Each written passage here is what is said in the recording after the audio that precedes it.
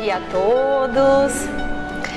Hoje então a gente vai fazer a segunda e última parte do capítulo 14, chamado Medida Salvadora. E nesse momento aqui, o André Luiz observa 4 entidades que estão ali em torno do senhor Antídio, e ele observa a cena com muito assombro, porque ele vê que essas entidades, elas emanavam os teores alcoólicos a partir do estômago, da estrada gástrica, que o André Luiz fala aqui pra gente, e ele olha então essas entidades ali em torno do senhor Antídio e pensa com ele mesmo: estaríamos diante de um homem embriagado ou então de uma taça viva, cujo conteúdo sorviam gênios satânicos do vício. O infortunado Antídio trazia o estômago atestado de líquido e a cabeça turva de vapores. Semi-desligado do organismo denso pela atuação anestesiante do tóxico, passou a identificar-se mais intimamente com as entidades que o perseguiam. E a gente vai dar uma paradinha aqui e vai entrar numa questão de fisiologia, tá, pessoal? Tudo que a gente sente, todas as nossas sensações táteis, elas são guiadas por neurotransmissores, e por vias nervosas, que fazem chegar a informação desde a ponta do nosso pé até o nosso cérebro. Então, por exemplo, assim, a gente pisa num chão gelado, essa informação, ela é por uma via, ela vem por uma via até o cérebro e fala: o chão tá gelado, vai pôr uma meia nesse pé, que senão você pode ficar resfriado, Se a gente pisa num chão muito quente, já é uma outra via. Essa via também traz até o cérebro essa informação e fala: olha, o chão tá muito quente, você vai queimar o pé. Então, cada uma dessas sensações, ela é, então, enviada para o cérebro por uma via, certo? E cada tipo de via, então, ela é coordenada por um neurotransmissor e por um tipo de neurônio, e que causa, então, essas diversas sensações. A dopamina, ela é um neurotransmissor, ou seja, no momento de uma sinapse nervosa, que é a troca de informação de um neurônio para o outro, essa informação pode ser enviada, disparada por esse elemento químico, que é a dopamina, neurotransmissor, então. Então, o neurônio manda um sinal químico para o outro, que nesse caso é a dopamina, então caracteriza essa via, que é uma via dopaminergética, certo? E ela, gente, é maravilhosa. Essa via, esse caminhar de um neurônio, para o outro, ela causa saciedade, felicidade, bem-estar, e várias coisas podem estimular essa via. Então, a nicotina, a comida, o açúcar, exercício físico e também o álcool. E nesses aspectos existe uma sensação de recompensa. E a gente vai querer cada vez mais sentir isso. Por exemplo, uma outra coisa que estimula a dopamina são as redes sociais. Então eu posto uma foto minha, eu recebo likes, eu fico feliz por conta disso, e então eu ativo o meu sistema de recompensa. Então me dá essa necessidade de postar novamente outra foto para sentir de novo isso, para que outras pessoas curtam, comentem. Então estimule assim a minha via de recompensa. Então eu vou sentir sempre essa felicidade, essa gratificação. Mas nem tudo pode ser felicidade, nem tudo pode ser saciedade. Então, o que acontece? Como o nosso organismo ele é muito inteligente, quando vê que tem uma dopamina em excesso, ele reabsorve essa dopamina, dando o equilíbrio necessário.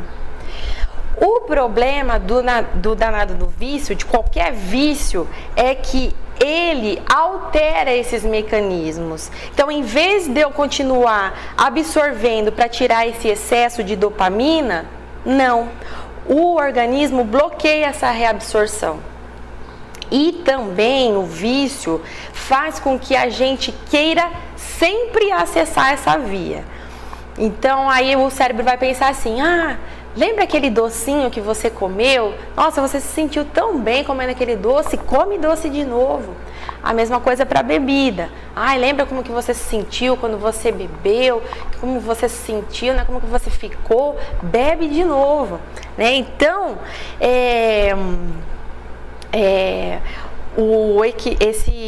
esse álcool, né, o álcool e qualquer vício, mas falando especificamente do álcool, ele atua nesse sistema que causa o equilíbrio da dopamina.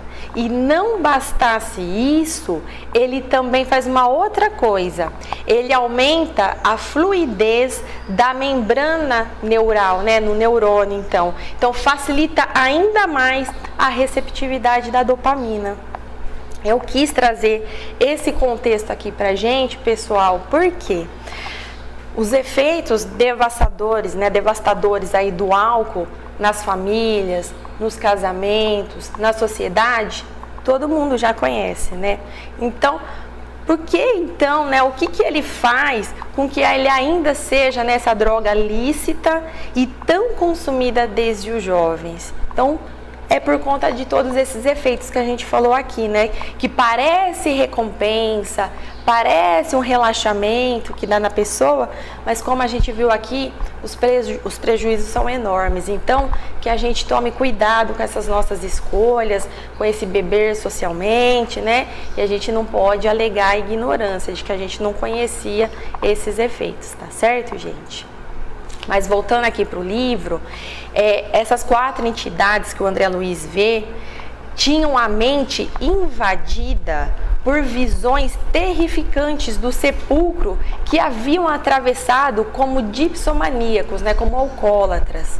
Sedentos, aflitos, traziam consigo as imagens espectrais de víboras e morcegos dos lugares sombrios onde haviam estacionado. Aí a gente dá uma paradinha de novo, né?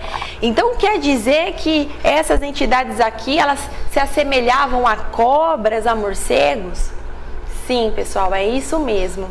E o porquê isso acontece, o próprio André Luiz nos ajuda em alguns livros mais para frente, no Evolução em Dois Mundos, que ele conta que a nossa mente, ela fixa, assim, né, ela estaciona pelo excesso de remorso, né? Então, busca na memória, na dor, no arrependimento, em que se encarcera por automatismo. Então, fica sempre ali, remoendo, sempre pensando os mesmos pensamentos, e isso vai se tornando uma coisa automática no cérebro. Porque quanto mais a gente estimula uma via no cérebro, mais automático essas coisas vão ficando. E a gente não precisa nem fazer força para que isso aconteça. Isso já vai acontecer de uma forma natural, tá? Então, acontece esse automatismo conforme os princípios de responsabilidade que se delineiam no ser. Então, o ser plasma com os seus próprios pensamentos em telas temporárias, mas que por vezes de longuíssima duração, em que se contempla incessantemente, por reflexão mecânica, o fruto amargo de suas próprias obras. Até quando? Até que se esgote os resíduos de culpas esposadas, ou então que esse ser receba caridosa intervenção dos agentes do amor divino, que habitualmente lhe oferecem o preparo adequado para a reencarnação necessária, pela qual retomará o aprendizado prático das lições que ele faliu. Então é dessa forma que delinquentes de variadas categorias padecem largo tempo a influência constante das aflitivas criações mentais deles mesmos que eles se aprisionam.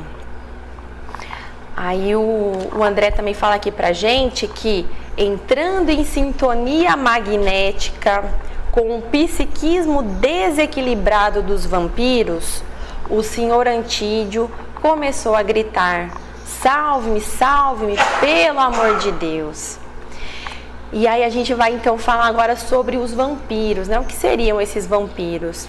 Aí o senhor Herculano Pires, ele traz pra gente que entre os vários elementos, coisas e seres que agem sobre o comportamento humano, o mais perturbador e o mais profundamente ameaçador das estruturas físicas e espirituais é o vampirismo, porque é uma atuação consciente de um ser sobre o outro, para deformar-lhe os sentimentos, as ideias e conturbar-lhe a mente e levá-lo então a práticas e atitudes contrárias ao seu equilíbrio orgânico e psíquico. Existe cura para esse processo do vampirismo? Sim. E eu vou destacar 2 pontos que o próprio senhor Herculano Pires traz para a gente.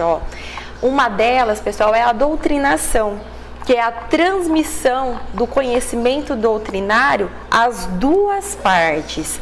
Porque sem essa transmissão, o processo não se completa e a cura será apenas uma suspensão do vampirismo por algum tempo. E também o outro ponto é a inteligência, que deve ser cultivada e treinada para que a gente consiga arrancar as mentes dos planos de instintos destruidores do vampirismo e a elevarmos então aos planos superiores do espírito, tá? Aí o senhor Antídio falando, né? Os morcegos, afugente-nos, detenham-nos, piedade, quem me livrará? Socorro, socorro, uma cobra, aperta-me, sufoca-me, que será de mim? Socorro. As entidades perturbadoras, né, esses 4 aí, sempre sarcásticos, gargalhavam de maneira sinistra. O infeliz ouvia as entidades e gritava, tentando investir nelas, né, embora cambaleante. Quem zomba de mim? Quem? Aí ele cerrava assim os punhos, né? Malditos sejam, malditos sejam. Aí 2 senhores que também tinham tomado bastante vinho aproximam-se deles assim espantados, né? Um deles, porém, diz para o outro: não é nada demais não. É o Antídio de novo. Os acessos voltaram. Deixemo-lo em paz. Gente, olha que cena mais triste. Mais triste. Imagina só, alguém precisando de ajuda, precisando de socorro, e as pessoas simplesmente desprezam, ignoram, sem compaixão nenhuma, né? Então é por isso que é importante a gente saber que esse tipo de lugar, se ele nos atrai, ok, tudo bem, escolha nossa. Mas não vamos esperar ter aqui amigos de verdade. Aqui não é lugar para amizade sincera. Não é lugar que você encontra bons conselhos. Não é lugar de afogar mágoas. Até porque mágoa não se afoga. Mágoa se resolve, né? Então, seja com terapia, seja com prece, com meditação, com o que for. E por que será que o senhor Antídio frequentava esse tipo de lugar? O André Luiz, ele vai trazer pra gente também. Ele fala que o Calderaro, né, se acerca dele e esclarecendo um pouco mais em relação à vida do senhor Antídio. Aí o Calderaro fala que ele era deplorável pai de família, incapaz de reagir contra as atrações do vício e se entregou inerme à influência de malfeitores desencarnados, afins com a sua posição desequilibrada. Em atenção às intercessões da esposa e dos 2 filhinhos amoráveis que o seguem, a estímulo, né, o Calderaro falando, com todos os recursos ao alcance de nossas possibilidades. Entretanto, O imprevidente irmão não corresponde ao nosso esforço, emerge de todas as tentativas, mais e mais disposto à perversão dos sentidos, busca acima de tudo a fuga de si mesmo, detesta a responsabilidade, não se anima a conhecer o valor do trabalho. Tudo que eu vou falar aqui agora, pessoal, não é no sentido de julgar esse nosso irmão em questão, de maneira alguma, mas sim fazer um comparativo conosco mesmo, pois muitos de nós em algum momento nós nos encaixamos aqui nesse perfil. Pois o Antídio, por ele mesmo, não teria mérito em receber o auxílio dos amigos espirituais, mas graças à elevação da esposa e à educação moral que ela conseguiu transmitir para os filhos, ele, o Antídio, recebe esse amparo por conta então da intercessão deles, que ficavam em casa, que talvez nem soubessem onde que o pai ia, que hora que ia voltar, enfim, né? O Antídio não gostava de responsabilidade e deveria ser aquele homem que não ajudava a mulher em casa, que não se colocava na posição de educador, delegando o papel para a esposa, não conhecia o valor do trabalho, então nos faz pensar que era aquele tipo de pessoa que reclamava de ter que trabalhar, que ficava tomando um café no trabalho para dar uma enroladinha, que não via a hora de chegar o fim de semana ou as férias para se sentir feliz, Então, como ele diz aqui, ele queria perverter os sentidos, ele não queria estar em si mesmo. E essa fuga demonstra os conflitos internos que ele tinha, que ele não conseguia se resolver. Não temos aqui, como saber quais eram esses conflitos. O André Luiz não entra nesses detalhes, mas nós temos os nossos, Cada um de nós somos possuidores, sim, de muitas qualidades, mas também as nossas más inclinações, as nossas tendências. Então, fica a dica de sempre, pessoal? Conhece-te a ti mesmo.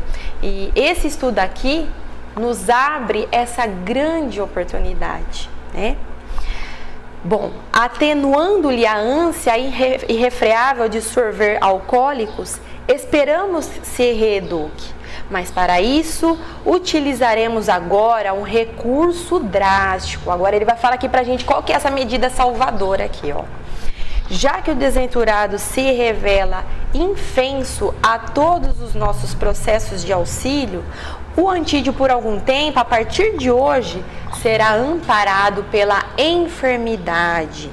Conhecerá a prisão no leito durante alguns meses, a fim de que se lhe não apodreça o corpo num hospício, o que se iniciaria dentro de alguns dias, lançando nobre mulher e 2 crianças em pungente incerteza do porvir.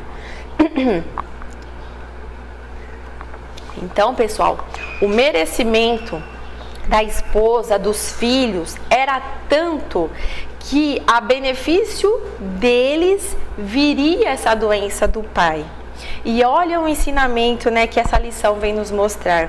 Mais uma vez eu quero citar bem brevemente a frase do senhor Leon Denis que eu falei na aula passada, Se nas horas das provas soubéssemos observar a ação misteriosa da dor em nós, compreenderíamos melhor a sua obra sublime de educação e aperfeiçoamento, É exatamente o que aconteceu com o senhor Antídio. E se ele soubesse o que seria da vida dele se não fosse a doença, que essa doença na verdade veio para livrá-lo de situações muito piores, mas infelizmente não deve ter sido essa a postura dele, Ao que parece, ele não deve ter dado graças a Deus pela doença, porque nós somos assim. Nós, com a visão limitada que temos, achamos que quando vem uma doença, na verdade ou porque Deus nos esqueceu, ou é um castigo, nunca uma bênção, uma reparação de débitos, ou até mesmo, no caso aqui, um merecimento, né? Dito isto, o caldeiraro encetou complicado serviço de passes ao longo da espinha dorsal. O enfermo aquietou-se pouco a pouco na velha poltrona que se mantinha. O assistente passou a aplicar-lhe eflúvios luminosos sobre o coração durante vários minutos. Notei que essas emissões se concentravam gradativamente no órgão central, em que certo instante acusou parada súbita.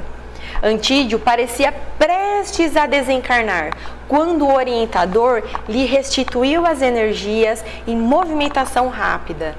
Premido pelo fenômeno circulatório que valeu de tremendo choque, o desditoso amigo pôs-se a pedir auxílio em altos brados. Havia tamanha inflexão de dor na voz lamentosa que grande número de pessoas se aproximaram penalizadas. Então, o caldeiraro, pela movimentação de energias, tanto fez o coração do Sr. Ortídio parar, como também ele mesmo atuou como um desfibrilador ali, fazendo retornar os batimentos. Quem já teve infarto fala que é uma dor muito grande no peito. E é essa dor aqui que o Antídio sente e que faz então com que chame por ajuda. Aí então um piedoso cavalheiro tomou-lhe o pulso e verificou a desordem do coração. Em breves minutos, o Antídio era transportado em maca de hospital para receber um socorro urgente, seguido de perto pelo solícito amigo espiritual, aquele que veio, né, ao encontro do caldeiraro para então cuidar do Antídio, né? Então esse amigo espiritual vai com ele lá para o hospital. Retirando-se em minha companhia, Caldeiraro acrescentou tristonho: o infortunado amigo será portador de uma nevrose cardíaca por 2 a 3 meses aproximadamente.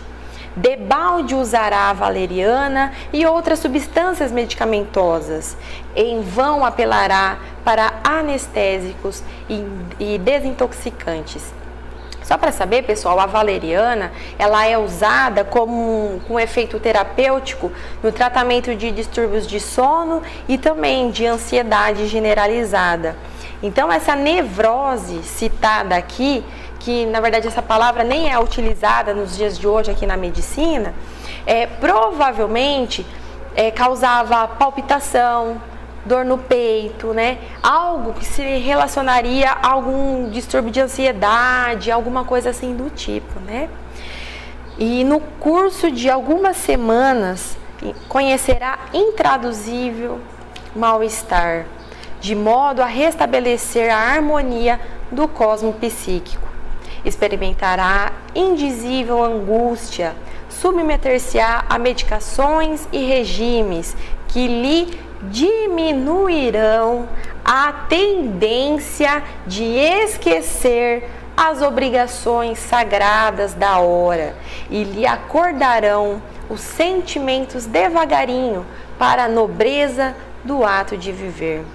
Notando minha estranheza, o assistente, o caldeiraro, concluiu: que fazer, meu amigo? As mesmas forças divinas que concedem ao homem brisa cariciosa, inflige-lhe a tempestade devastadora. Uma e outra, porém, são elementos indispensáveis à glória da vida. E eu termino aqui, gente, com uma frase de um filósofo grego antigo, que é o Epicteto, que ele fala que é uma falsa ideia pretender que a saúde seja um bem e a doença um mal. Usar bem a saúde é um bem, usá-la mal é um mal. Usar bem a doença é um bem e usá-la mal é um mal. Tira-se o bem de tudo, até mesmo da própria morte. Então, que a gente consiga, pessoal, nessas reflexões aqui, a partir da vida do Senhor Antídio, que a gente consiga transpor, então, para as nossas vidas, né? O que a gente tem feito, das nossas escolhas, né? Quais são os nossos vícios, o que a gente precisa melhorar em nós, né? Quando a gente acessa esse vício, o que a gente está querendo esconder por trás dele, né? Então, que a gente consiga resolver de uma maneira muito sincera e muito positiva essas coisas dentro de nós, porque assim a gente consegue, pouco a pouco, dia a dia, evoluindo, melhorando, nos modificando, né? E essa transformação, com certeza, sempre auxilia a todos que estão na nossa volta, né? Que Jesus nos abençoe a todos. Muito obrigada pela atenção. Fiquem todos com Deus, tá?